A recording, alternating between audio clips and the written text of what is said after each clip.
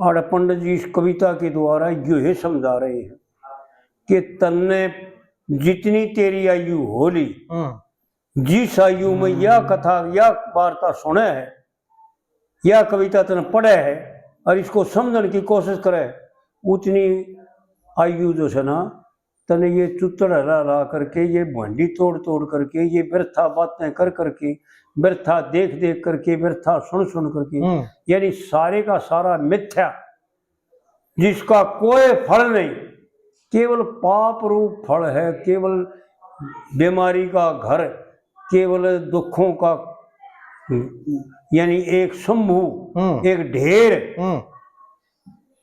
वो ही तो इकट्ठा करे है और क्या किया। और पता नहीं इस एक जन्म में इकट्ठा करके कितने जन्म भोगता चले जाएगा। हाँ जी, ये भी कोई पता नहीं। बिल्कुल बिल्कुल, कितने जन्मों का सामान जो सुना इकट्ठा कर लिया तूने, इसका अंदाजा किसी को नहीं। तो इस प्रकार से जो सुना पंडित जी यूं ही समझा रहे हैं कि भाई क्या करना सत्य है और क्या करना असत्य है, इसका निर्णय पंडित जी कर रहे हैं और बुद्धि जीव को समझा रही, बता रही है। हर एक जीव के साथ है या हर एक की बुद्धि जो है ना, देखो विचार करके देखें कि जब भी हम गलत कार्य करने चलते हैं हमारी बुद्धि नाटती है, रोकती है कि ये गलत है, बिल्कुल ये गलत है। तो आड़ खुल के बता रही, यथार्थ बोलना, शुद्ध रहना, यानी पवित्र रहना, क्योंकि कविता में कहना पड़ता है उसको जो है ना गठित करने के लिए वो शब्द लेना पड़ता है जिस शब्द में शुद्धता आ जाए। जी बिल्कुल, पवित्र को होता है शुद्ध को, बात तो एक है। यथार्थ बोलना, शुद्ध रहना, पराया दुख सहना चाहिए। यह हमारी ही दाव की बात है, दाव की तो सारी है। यथार्थ बोलना भी दाव की बात है, सबके बस का ना है ना, कौन है जी। तड़के लागे भाई यद बनने सांझ हो जाए सोए जा, बैठते बैठते बिल्कुल बिल्कुल, वह क्यों कर रोकेंगे भाई। और शुद्ध रहना तो बड़ा मुश्किल, सबसे कठिन है। लेकिन फिर भी ये दो बात तो आदमी की अपनी है, ये तो अपनी है, कर ना कर किसी दूसरे का संबंध नहीं है जी। लेकिन पराया दुख सहना चाहिए, यह बात बहुत कड़वी है। वो सहेगा जो अपने शरीर का त्याग कर देगा, अपने शरीर ने जिमताए मार लेगा, अपनी सारी आकांक्षाओं को रोक देगा चारों तरफ से। पराया दुख सहना चाहिए, और क्रोध आ जाए तो क्रोध आने पर मन को रोक ना व्यर्था फैना चाहिए।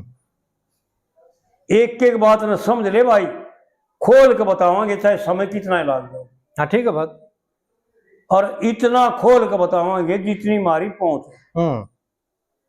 समझ ले अच्छी बात, वह यद की एक एक लाइन भी नहीं करनी चाहिए, एक अक्षर भी नहीं करना चाहिए, और एक अक्षर भी ऐसा नहीं कहना चाहिए जिसने किसी के साथ लड़ाई करनी पड़े। ना वायत फैना चाहिए, ना व्यर्था फैना चाहिए। यथार्थ बोलना, शुद्ध रहना, पराया दुख सहना चाहिए, और क्रोध आने पर मन को रोक ना व्यर्था फैना चाहिए। और धन मांगे तो धन भी दे दे। कल बाबा ने यह बात करके दिखाई। वे तो बेचारे ब्राह्मण थे, उनको ज्ञान नहीं था। सन्यासी ने नहीं मांगे कति भी। सन्यासी को गुस्सा आया, छोम आया, अरे बेवकूफ आदमी इन ब्राह्मणों को ला रहा, पूजन के है तो लिया, तो तू पूजन कर खातर, अरे इनको करता है दुखी, इनको करता है नाराज, धमका बड़ा कर रहा उसने, पर उस आदमी का असर ना होया।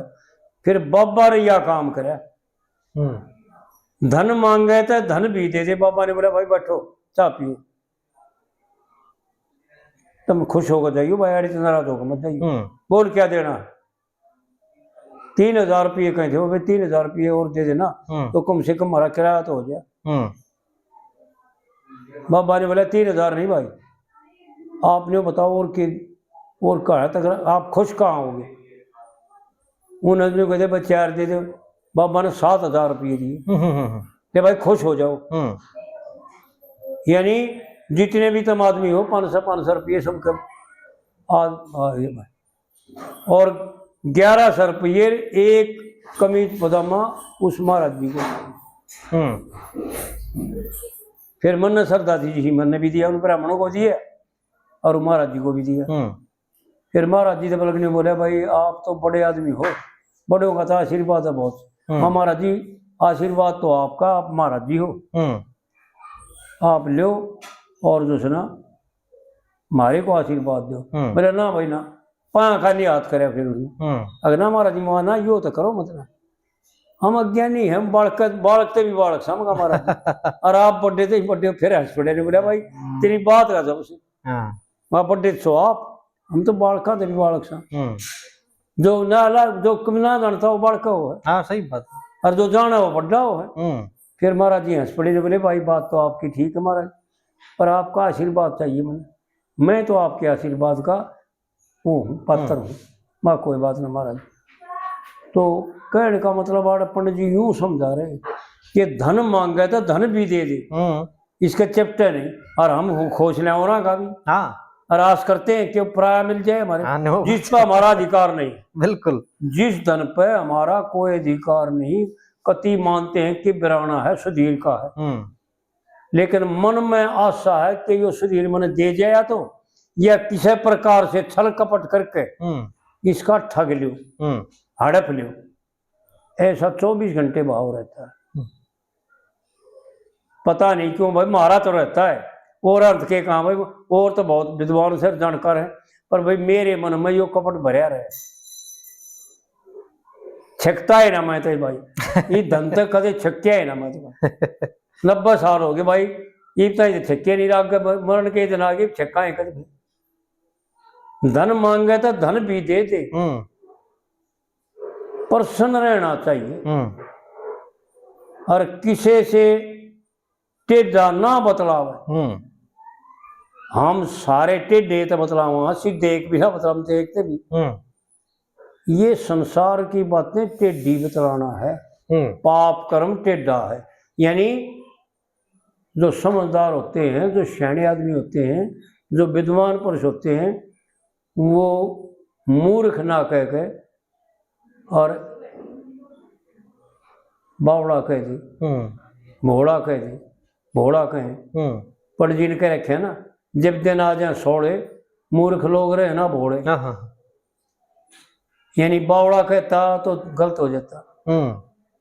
तो इस प्रकार से जो है ना सियाना आदमी उसी को कहते हैं जो यथार्थ बोले। अंधे ना अंधारा कहे और काने ने काना ना कहे, सह तो सही हो। इसी प्रकार जैसे खाने को कई दिन कहेंगे आ जा ना भाई रोटी खा लेने, खागा जब भी निकलेगा।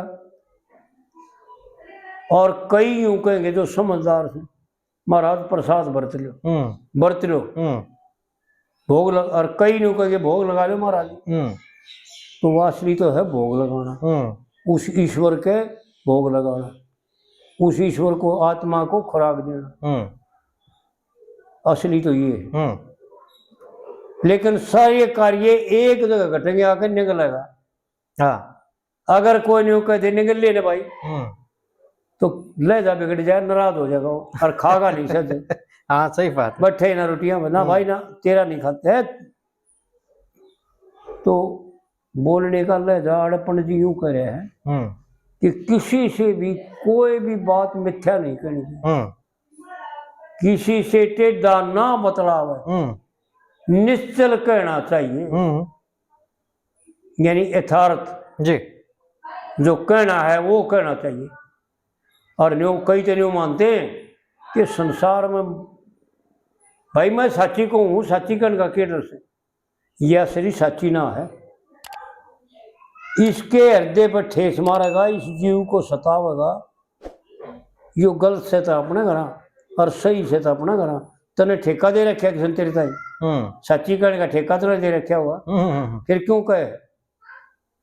झूठ भी मत कहे और साथ भी मत कहे, हाँ भी मत भरे और उसको रोक कर भी मत। उसको रोक जो रोकना चाहता हो। आड़ पंडित जी वाह बात कहे, किसी से टेढ़ा ना बतलावे, निश्चल कहना चाहिए। और वाह इंद्रियों ने निश्चल करना, यानी बाहर की जो इंद्री है, इनके 5 इंद्री है, ज्ञान इंद्री, इनको वाह इंद्री कहते हैं, क्योंकि ये ही बाहर से जो है ना ले करके और इसको भीतर इसके खजाने में पहुंचाती हैं। कर्म इंद्रियों को वाह इंद्री नहीं कहती, वो कर्म इंद्री कही जाती है जी, क्योंकि उनके द्वारा क्रिया की जाती है और क्रिया में दोष नहीं है। अच्छी तरह से जान ले भाई सुधीर, क्योंकि क्रिया यज्ञ है और यज्ञ भगवान की पूजा है, बिल्कुल, उसमें दोष नहीं है। लेकिन क्रिया किसे मानते हैं और क्रिया किसे कहते हैं, ये बात जाननी पड़ेगी। हम सब नए क्रिया मान लिया तो वो क्रिया नहीं। पंडित जी इसकी चौथी कली में बताओगा नहीं क्या करना चाहिए, बताओगा।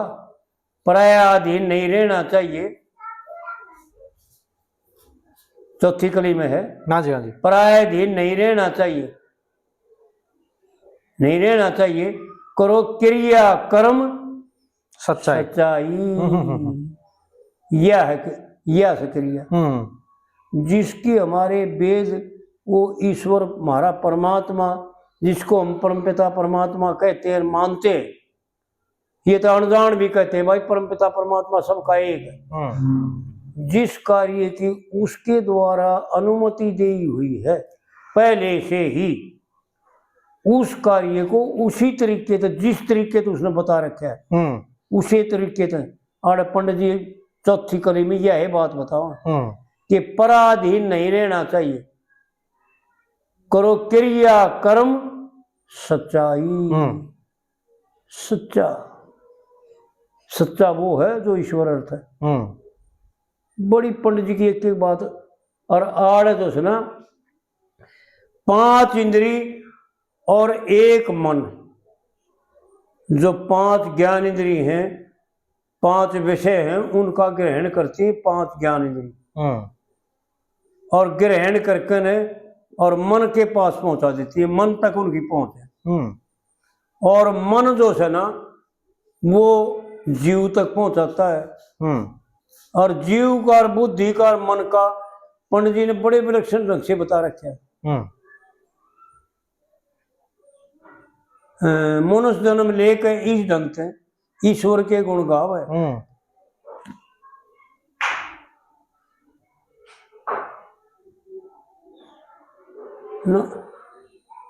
जिसने इतना ज्ञान होते दे छोड़ जगत की आशा, राजपाट धन माया स्त्री छोड़ दिया यो गर्वासा।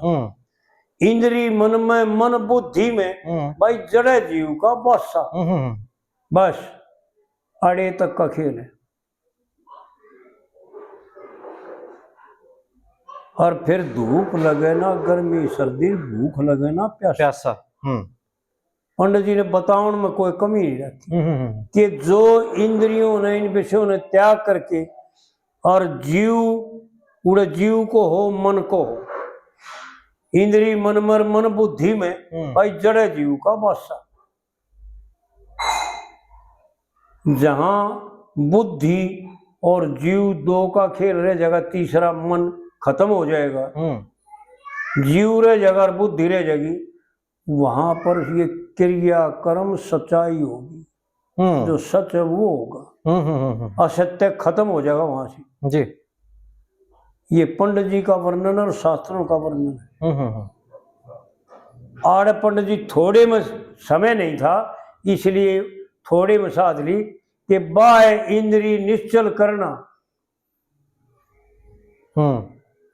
वेद शास्त्र टेरे वेद शास्त्र टेरे को वेद शास्त्र टेरे 3 चरण तेरे 6 हो गए, के बाकी रहे मेरे।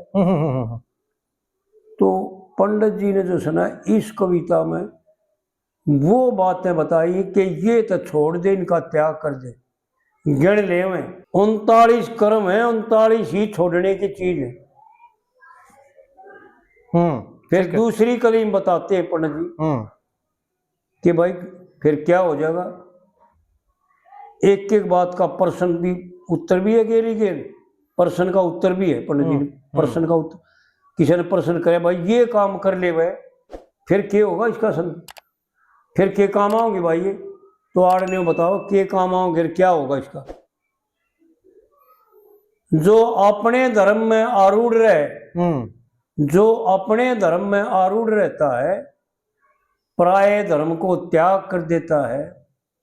और पंडित जी ने यह बात बताई है, पराये धर्म का त्याग और अपने धर्म का ग्रहण। आरूढ़ का मतलब अपने धर्म में ही रहना, पराये धर्म को ग्रहण ना करे, लवा नहीं आन दे पराये धर्म को। अपने धर्म में, जो अपने धर्म में आरूढ़ रहे उसने शत्रु मित्र सब माने। शत्रु भी उसका सम्मान करेंगे और मित्र तो करेंगे। यानी संसार का एक पूजनीय पुरुष हो जाएगा। कहने का मतलब इशारा करके बता दिया, जिसने शत्रु भी मानेंगे तो मित्र तो पूजेंगे फिर, लेकिन वो सबका पूजनीय हो जाएगा। महान, इसको महान कहते हैं। बड़ी गजब की बात है पंडित जी की जी, बोलो ना। हाँ, बड़ी पंडित जी की जो है ना बड़ी गजब की बात है। जो अपने धर्म पे आरूढ़ रहे उसने शत्रु मित्र सब माने, और पराये अपराध ने आप ओट ले।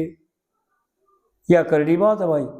अपने धर्म में आरूढ़ रहना तो आसान बात है, क्योंकि वो तो अपना है जी। पराये का तो त्याग करना है, बस इतना ही तो करना है। बिल्कुल। अपने में तो सही फिर केवल अपना ही रह जाएगा। यानी झूठ बोलनी छोड़ दे तो केवल साथ रह जाएगी, पाप करना छोड़ दे तो केवल धर्म रह जाएगा, अधर्म करना छोड़ दे तो केवल धर्म रह जाएगा, चुगली करनी छोड़ दे तो केवल सत्य रह जाएगा। तो आड़ पराये धर्म का त्याग कर दे तो अपना धर्म रह जाएगा केवल। लेकिन यह बात कर ली है, पराये अपराध ने आप ओट ले, पराये अपराध ने आप ओट ले, हाण लाभ एक जाना और हानि लाभ भी एक जाना एक जाने। गजब की बात है। यो है तो मुश्किल भाई, लेकिन फिर भी क्योंकि ये करे तो वो जो उसने अपना आपा खत्म कर दिया। जब तक अपने लिए कुछ चाहिए, जब तक वो तो कर नहीं सकता जी, लेकिन वो आदमी कर सकता जिसने अपने लिए कुछ भी नहीं चाहिए। लेकिन फिर भी कहने का मतलब यो है, पंडित जी का यो कारण कहना है कि यो जुल्म छोड़ दे। कुछ बातें देखे जिसकी अपने में सामर्थ्य हो ना भाई, इसको पराये अपराध को मैं ओट करके और इन लोगों को, उग्र हुए लोगों को शांत करके और इसको फिर समझा करके जो अपने आपा आ जाएगा अपने चलाने, और फिर इसको जो है समझा दे आगे ना करेगा। असली बात यह कि उसको आगे खातर रोकने के लिए पराये अपराध को आप ओट ले, हानि लाभ भी एक का जाने, और शास्त्र का विचार करे। केवल पढ़ने की चीज एक है, ये सांग रागनी ये पढ़ने की चीज नहीं है। पंडित जी की तो हम इसलिए पढ़ते हैं कि चाहे शास्त्र पढ़ ले चाहे पंडित जी की बात पढ़ ले, एक का बात मारते याद है जी भाई। अपनी जची बताओ भाई, और की जची का नहीं, लेकिन अपना जचा है जी कि मारे मन ने, मारी बुद्धि ने ये निश्चय किया, क्योंकि हमने शास्त्र भी पढ़े और उन विद्वान ब्राह्मणों ने हमारा साथ करके, और वो तो हमारे को गुरु दिलाया जो ब्राह्मण विद्वान था और सन्यासी था, बचपन से बालकपन से सन्यासी बनाया हुआ। जो कहता मैं 10-15 साल की उम्र में घर त्याग दिया था। 15 साल पढ़ा था बस, और फिर सारे का सारा बारने पढ़ा, बारने अध्ययन किया उन शास्त्रों का, और बारने पढ़ा और बाहर रहा। और 3 घरों से मांग के, जो कहा था 3 घरों से मांगे यार, तब 5 घर नहीं मांगे मैंने, 5 पूरे कर देता ना तो बचता। फिर मेरी खुराक इतनी थी, 3 घरों से मांग लेता, मेरा पेट भरने का हो जाता।